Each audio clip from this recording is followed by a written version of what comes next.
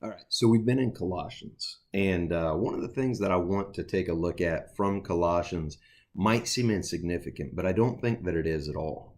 Right at the end of Colossians, well, actually at the very beginning as well, at the very beginning of Colossians, when Paul introduces himself, Paul, an apostle of Jesus Christ by the will of God, and Timothy, our brother.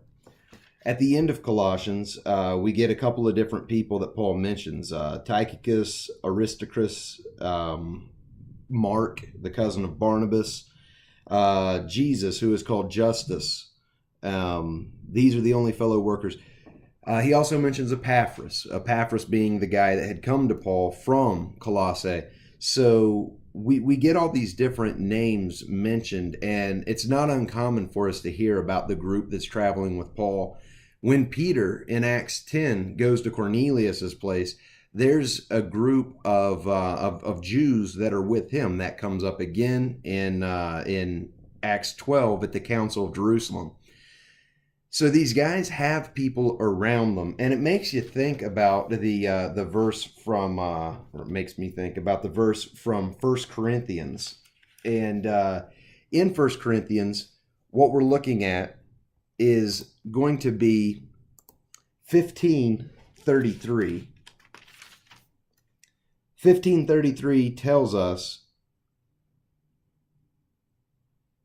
if I can find it, do not be deceived. Bad company corrupts good morals. Do not be deceived. Bad company corrupts good morals. Now, a neat thing that we can do in Bible study is when we have one side of things, we can look at the inverse side. This is good with direct imperatives that we read in the scriptures. Do not be given to much wine. Well, why would you say that? Because likely some people that are being written to are being given too much wine. So we can sort of take the backside of the command, or we can take the backside of what's being said. So here, this is telling us, do not be deceived. Bad company corrupts good morals. I also want to take a look at another part along this same idea, and that's going to be 2 Corinthians. In 2 Corinthians, go with me, 2 Corinthians 2, verse 12. Now, again, Paul speaking here. Now, when I came to Troas for the gospel of Christ, and when a door was opened for me in the Lord, I had no rest for my spirit, not finding Titus, my brother, but taking my leave of them, I went on to Macedonia. And it's important, the idea of where these things are happening, because that's one of the beautiful things about the Bible. The Bible's not just a bunch of Sunday school stories. The Bible is a recap of actual historical events that took place in people's lives.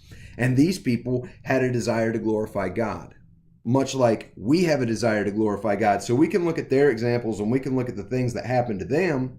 And in that, we can take courage and we can take example for what's happening in our lives. So Paul rolls up to Troas and he can't find Timothy, and so he's upset about the fact that he can't find Timothy.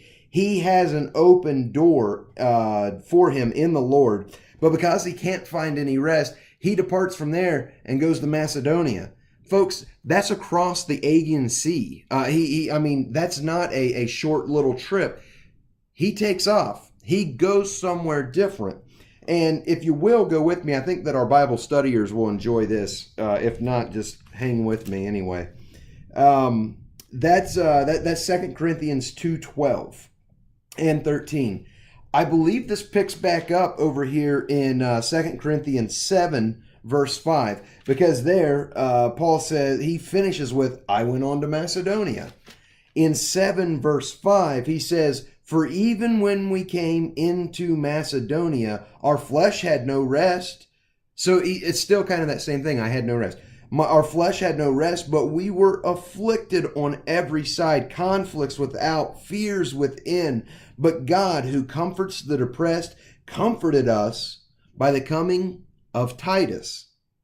And not only by his coming, but also by the comfort with which he was comforted in you, as he reported to us your longing, your mourning, your zeal for me, so that I rejoiced even more. We don't necessarily think of Paul in weak spots, and maybe I shouldn't even say in weak spots, but with what's going on here, we normally don't think of an unglamorous side of Paul. We normally think like, oh, the Apostle Paul. And so no, not to call Paul weak or say he's in a weak spot. He's in a spot here that certainly doesn't look on par or at the same level as how we normally see him. And, he's upset, he's distressed, he's got no rest for his soul, and he can't find Titus, his brother. And he says, even whenever we got where we went, I still didn't have that rest. We were afflicted, but then Titus came. And not only did Titus come, but Titus came with the news of the people from the area, from the church, from the congregation where Titus had been. And that's the stuff that lifted up Paul's spirits. And so I think that the really obvious direction to go with this is, what kind of friends do you have around yourself? Do you have friends around you that are encouraging you, that are building you up, that are pointing you to Jesus Christ, that are pointing you to the scriptures? But again, let's take the inverse. Let's take the backside of that. Are you the friend that whenever you're around people, you're building them up, you're encouraging them, you're pointing them to the scriptures? Or are you trying to be just a little bit edgier? Are you the kind of friend that, it's more worth it to make the inappropriate joke? It's more worth it to make the perverted statement, or to say the thing that's funny, even though it cuts somebody else down? Are you that friend? Or are you the friend that is willing to say, hey, you know what? I'm concerned about looking like Christ. I'm concerned about being scriptural, and this is what I'm going to do. I'm going to pass up on these cultural opportunities, and I'm going to look like the Christian that God created me to be.